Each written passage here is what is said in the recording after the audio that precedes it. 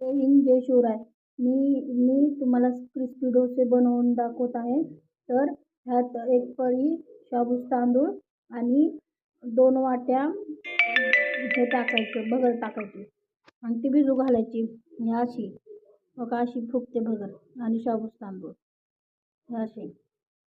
हे असे झालेले पाहिजे. शाबूत तांदूळ पूर्ण तुटतायत. तर हे असं असं असं शाबूत तांदूळ तुटतायत बघा. तर ते असं झालं पाहिजे आणि हे पाण्यात हे असं बारीक करून घ्यायचं असं आणि ते पाण्यासकट घ्यायचं. तसंच नाही करायचं.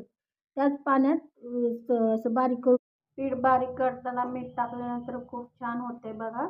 आणि मी आता डोशासाठी असं पीठ लागतं असं क्रिस्पी डोशासाठी. तर मी क्रिस्पी डोशासाठी तवा तापलेला पाहिजे असा आणि मी त्याच्यावर पाणी टाकत आहे असं आणि थोडंसं पीठ घ्यायचं, जास्त पीठ नाही घ्यायचं, एवढंच पीठ घ्यायचं आहे आणि त्याला फिरवायचं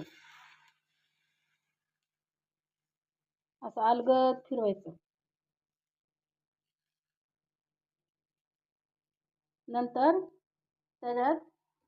त्याच्यावरती तूप किंवा तेल लावून घ्यायचं आहे. खूप छान होतं, एकदा ट्राय करून बघा. पांढरं पांढरं दिसत आहे मध्ये ना, त्याला इथं पाणी टाकून घ्यायचं असं असं म्हणजे पांढरं दिसत नाही आणि ते पिटाळ लागत नाही.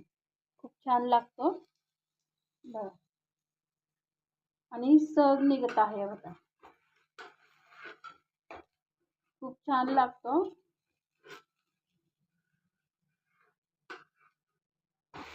हे बघा,